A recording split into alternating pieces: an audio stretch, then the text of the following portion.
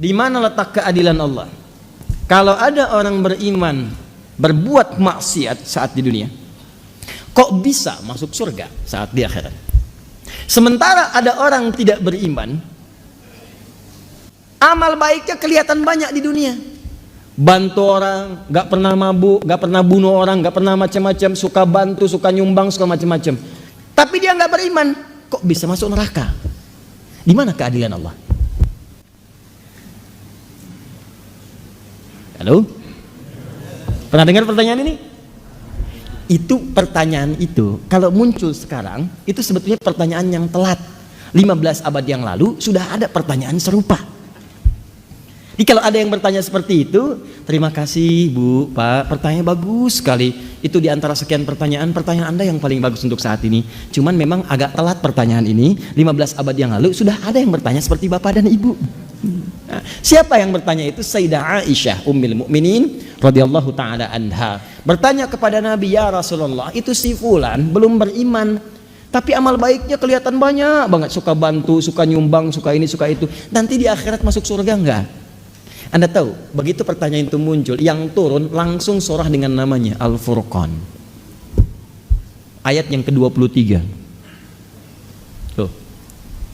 Ya, kalau Anda nggak belajar nih isi-isi di Quran, kadang-kadang tuh logika semacam ini kalau iman kita lemah itu bisa langsung jatuh seketika.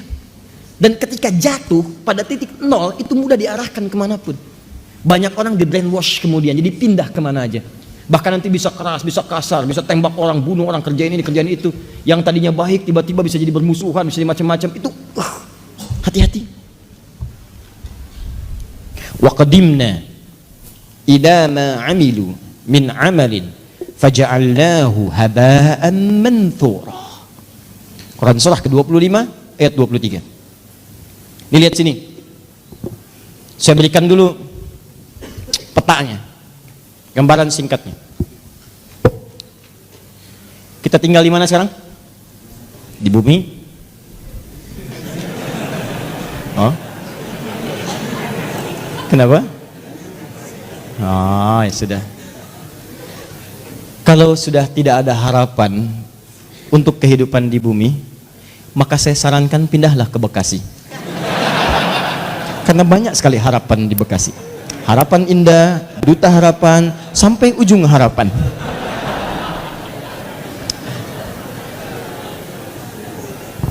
Sudah. Di bumi ini sifatnya sementara atau sementerus abadi? Karena itu sifatnya disebut dengan dunia namanya. Ad-dunya. Dunia itu bukan tempatnya, dunia itu sifatnya. Dunia. Di tempatnya ardun, tempat yang dipijak. Kita terjemahkan karena kita memijak bumi, maka terjemahkan dengan bumi. Sifatnya disebut dengan dunia dari kata dana yadnu dunuan wa dunyaan. Dana yadnu dunuan wa dunyaan. Artinya bisa berarti sesuatu yang dekat dan singkat. Sangat singkat. Dekat, singkat. Wadanal jannataini, dan nanti saat masuk surga Anda bisa mendapatkan semua kenikmatan dekat sekali. Pengen anggur sambil bertelekan, petik. Pengen pisang, ambil. Pengen apel, ambil. Nggak susah, enak, nikmat. Wadanal jannataini dan. Baik. Dunia itu sifat dari kata dana, mengambil makna yang kedua, sesuatu yang singkat. Kenapa kehidupan di bumi disebut dengan dunia? Ingin menunjukkan bahwa semua yang kita jalani rasanya teramat singkat, masanya begitu dekat. Kayaknya baru kemarin kita ketemu, ya iya, sudah punya cucu 5. Kayaknya baru kemarin kita ketemu, ya iya, sekarang sudah ketemu lagi sekarang. Kayaknya baru tadi pagi kita merencanakan taklim, hari ini sudah ada di sini. Kayaknya teman-teman sekalian, dan terasa begitu singkat. Singkat, kayaknya baru ini, kayaknya baru itu, dan semua sudah berlalu cukup sekian lama. Ini kehidupan di bumi itu semuanya singkat, karena itu disebut dengan dunia sifatnya. Jelas di sini? Walaupun bahasa Al-Qur'annya disebut dengan ardun, tempatnya. Ardun itu setiap tempat yang dipijak. Nah, karena kita memijak bumi, maka bumi disebut ardun. Kalaupun Anda sedang misal jalan-jalan atau yang ada kegiatan lain keluar bumi, misal saya tahun depan mau liburan ke bulan, Nah, begitu Anda menginjak bulan, maka bulan pun menjadi ardun. Ardun, bulannya bahasa Arabnya komarun. Komar itu bulan, badrun itu purnama. Cuma ketika Anda keluar dari bumi memijak bulan dan menetap misalnya dalam beberapa waktu di situ, maka ketika Anda pijak itu menjadi ardun bagi Anda. Kalau sudah jadi ardun, maka tetap berlaku hukum zikir kepada Allah Subhanahu wa taala. Inna fi khalqis samawati wal ard wa ikhtilafil laili wan la ayatil liulil. Siapa ulul albab itu? Alladzina yadhkuru qiyaman wa qu'udan wa 'ala. Di walaupun Anda ke bulan, ke tempat lain misalnya, Anda berpijak, maka tidak mengurangi nilai zikir Anda kepada Allah Subhanahu wa taala. Saya contohkan bulan karena sudah ada orang yang pernah menginjak bulan. Ya, menurut sejarah. Siapa dia? Neil Armstrong, satu lagi? Aldrin. Ya, ada 3 orang. Yang ketiga? Selamat namanya. Selamat ya. Armstrong dan Aldrin menginjak bulan dengan selamat ya. Nah, ini singkat ditulis. Masya Allah, catatnya nggak ada dalam sejarah itu. Baik, pertama Armstrong, kedua Aldrin, ketiga selamat. Dah. Jadi jangan main-main kalau sedang di bumi, sudah jangan main-main, itu singkat. Ingat, kita itu begitu singkat dan kita celakanya, kita tidak tahu kapan kita pulang. Ini masalahnya. Dan mungkin saja bisa terjadi kapan yang tidak kita kehendaki. Malam ini bisa, besok bisa, kita tidak tahu kapan pulang. Kalau Anda sudah merasa yakin akan pulang, akan meninggal dan begitu singkat, maka orang cerdas pasti akan menyiapkan bekal untuk pulangnya. Kita jangan main-main lagi. Ya, ibadi, kata Allah dalam hadis qudsi, ibadi khalaqtuka lil ibadati fala tal'ab. Hambaku, aku ciptakan kau itu untuk banyak ibadah, jangan banyak mainnya. Wa ma khalaqtul jinna wal insa illa liya'budun. Wa qasamtu laka rizqaka fala tat'ab. Dan kamu mesti yakin aku telah tentukan kadar rizkimu, jangan terlalu lelah. Kerja ini hanya untuk mengumpulkan. Aku udah bagi, kamu berikhtiar, kamu dapat. Kamu mendekat kepada saya untuk ibadah, saya berikan keberkahan dan luaskan rizkimu. Kamu tinggalkan saya untuk mencari dunia, maka saya akan buat kamu sibuk dalam urusan dunia. Kamu merangkak mencari dunia, sibuk. Malam mikirin dunia, sore mikirin dunia, siang mikirin dunia. Dan kata Allah, saya pastikan kamu pun tidak akan meraih lebih daripada apa yang telah aku tetapkan untukmu. Di bawah secapek Anda pun, dapatnya cuma segitu juga. Jangan terlalu banyak mainnya. Nah, jadi ketika Anda tinggalkan ini, bumi, pindah kemudian di satu tempat persimpangan, alam pemisah disebut dengan barzakh. Barzakh itu pemisah. Bainahuma barzakhul la yabghiyan. Nah, kemudian tempatnya disebut dengan kubur. Afala ya'lamu idza bu'thira ma fil kubur. Nanti dari sini pindah kemudian ke akhirat. Di akhirat ini secara cepat baru kita bicara surga dan neraka. Surga dan neraka. Tengah-tengahnya ada Araf. Jadi kalau kita ingin bicara surga dengan neraka, fokus baik-baik, maka tempat yang dibicarakan bumi atau akhirat? Saya ulang. Di bumi ada surga tidak? Tidak. Ada neraka tidak? Tidak. Nah, di mana ada surga?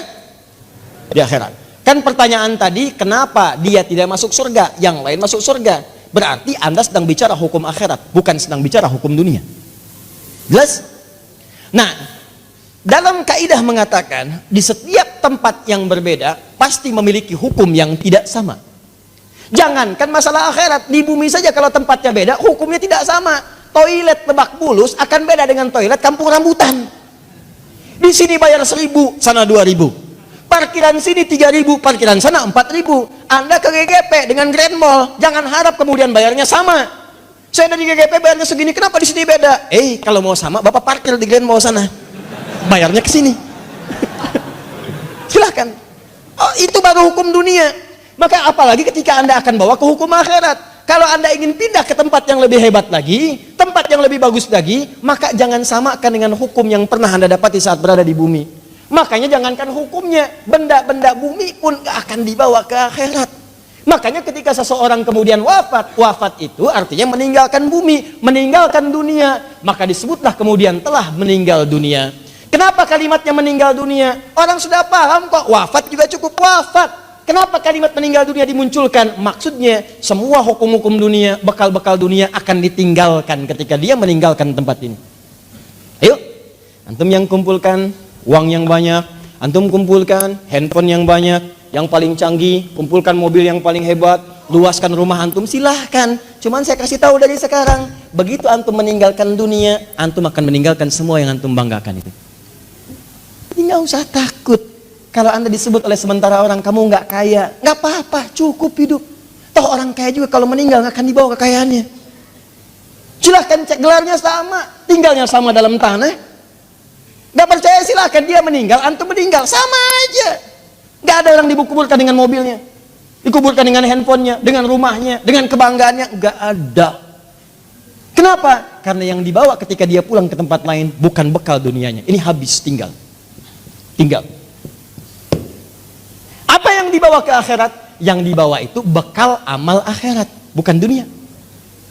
Jadi tidak adil kalau ada orang ke akhirat bawa bekal dunia, itu nggak adil. Yang adil itu siapkan bekal akhirat. Begitu kamu ingin ke sana, bawa bekal itu. Jelas? Nah sekarang persoalannya, apa bekal akhirat itu? Bekal akhirat itu cuma dua. Kalau ingin masuk surga, dua bekalnya. Satu iman, kedua amal soleh. Iman plus amal soleh. Ini caranya. Saya ulang. Satu iman, dua apa? Amal soleh. Buka Quran surah kedua Al-Baqarah ayat 25, paling kanan sebelah atas.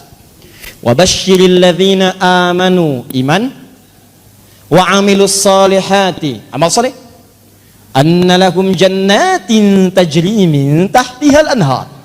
Maka orang yang punya iman dan membuktikan imannya dengan amal soleh itu, kami akan jamin muaranya dengan surga, dengan segala keindahannya. Sungai-sungai mengalir di bawahnya dengan segala ragam dan jenisnya. Ada air susu, ada macam-macam, ada madu dan sebagainya. Maka kalau anda ingin masuk ke surga, bekalnya cuma dua. Satu apa? Iman. Kedua apa? Amal soleh. Ini bekalnya. Pertama iman, diberikan bekal semua. Semua yang lahir itu membawa iman dalam dirinya. Cuman yang merubah itu lingkungannya. Kullu mauludin yuladu 'alal fitrah. Semua yang lahir dari rahim manusia manapun membawa fitrah. Fitrah diantaranya apa? Keimanan. Dari mana taunya? Buka Quran surah 30 ayat 30. Fa'aqim wajhaka lid-dini hanifa.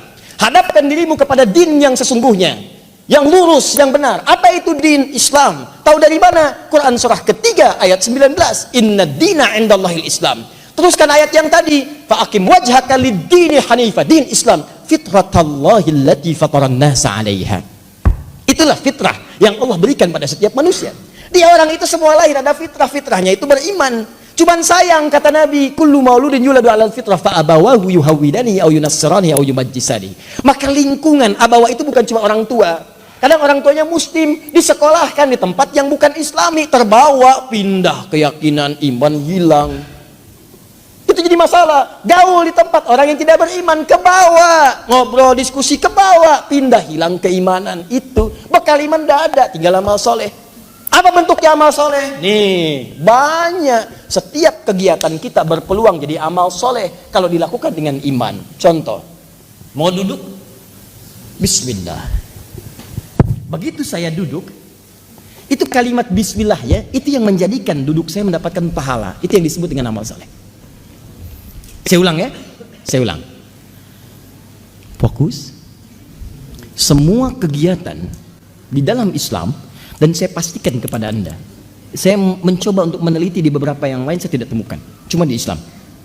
Ya, ini kaidah kita. Jadi kalau ditanya bisa jawab, bukan dalam konteks merendahkan yang lain, tidak. Perhatikan baik-baik.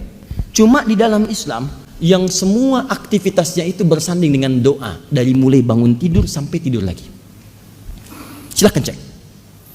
Bangun tidur kita ada doanya? Ada. Cek di tempat lain, anda tidak akan temukan. Bahkan diatur.